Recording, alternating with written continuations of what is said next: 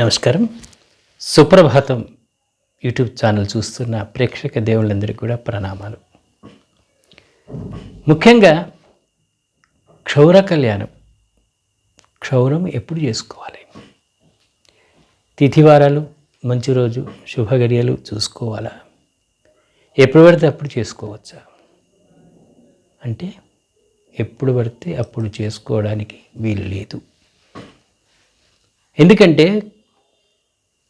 క్షౌరం చేయించుకోవాలంటే మంచి రోజు చూసుకోవాలి, లేకుంటే ఆయుక్షీణం జరుగుతుంది, ఆర్థికంగా ఇబ్బందులు గురవుతారు, అనారోగ్యాల పాలవుతారు.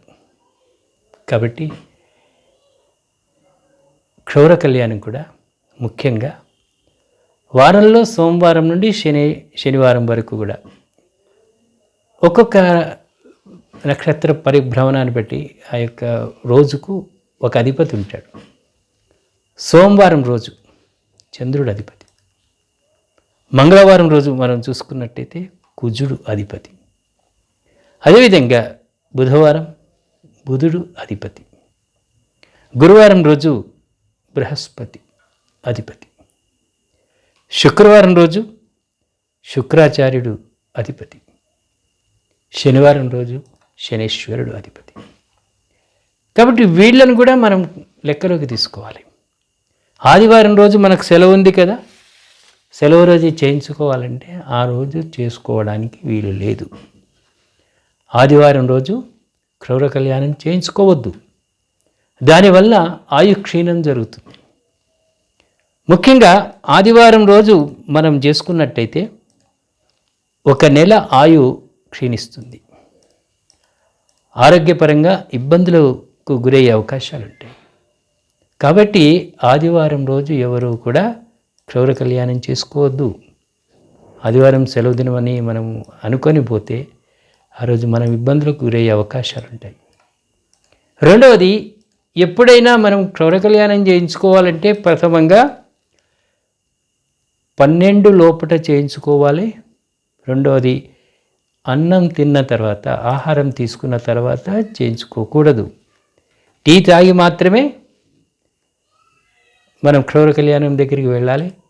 12 లోపల మనం ఇంట్లో స్నానం ఆచరించాలి. రెండవది, నేరుగా క్షౌర కళ్యాణం చేయించుకొని వచ్చి ఇంటి సభ్యుల్లో కలవకూడదు. దయచేసి గమనించాలి. నేరుగా వెళ్ళి స్నానం ఆచరించుకొని ఏ బట్టల మీదైతే మనము క్షౌర కళ్యాణం చేసుకున్నామో ఆ బట్టలను ఉతికేసి ఆరేసుకోవాలి. ఇదన్నీ కూడా మన మంచికే, మన సాంప్రదాయాలు, కట్టుబాట్లు మన అభివృద్ధి కోసమే, మన బాగు కోసమే నిర్ణయించారు. ఇది బ్రిటిష్ పాలన సంబంధించిన చట్టాలు కాదు కదా. పూర్వీకులు ఎంతో అనుభవించి నిర్ణయం చేసినటువంటి సాంప్రదాయం. కాబట్టి ఆదివారం రోజు ఎవరు కూడా క్షౌర కళ్యాణం చేసుకోవద్దు. ఒక నెల ఆయుక్షీణం జరుగుతుంది, అనారోగ్యాలకు గురవుతారు. కాబట్టి ఆదివారం చేయించుకోకండి. రెండవది, సోమవారం చేసుకున్నట్టయితే 7 మాసాలు ఆయుష్ వృద్ధి చెందే అవకాశం ఉంది. అయితే ఇందులో కూడా తిరకాసు ఉంది. మరి కుమారుడు కావాలని కోరుకునేటువంటి వాళ్ళు కానీ, ఒకే ఒక్క కుమారుడు జన్మించిన వాళ్ళు కానీ సోమవారం రోజు క్షౌర కళ్యాణం చేసుకోవద్దు. గమనిస్తున్నారు కదా మీరు. కుమారుడు కావాలని అనుకున్నటువంటి జంట ఉంటే ఆ జంటలో పురుషుడు సోమవారం రోజు క్షౌర కళ్యాణం ఎలాంటి పరిస్థితుల్లో చేసుకోకూడదు. ఒకే ఒక్క కొడుకు ఉన్నాడు అనుకోండి, వారు కూడా సోమవారం రోజు క్షౌర కళ్యాణం చేసుకోకూడదు. రెండవది, మరి ఎప్పుడు మంగళవారం అంటే ఇది చాలా అనర్థదాయకం. కాబట్టి నాపకులు అంటే మంగళవాళ్ళందరూ కూడా మంగళవారం రోజు బంద్ నిర్వహిస్తారు, వారి సెలవు వారికి. గ్రామీణ ప్రాంతాల్లో ఎవరైనా మంగళవారాన్ని కాకుండా తీసినట్టయితే ఎవరూ కూడా మంగళవారం రోజు క్షౌర కళ్యాణం చేయించుకోకూడదు.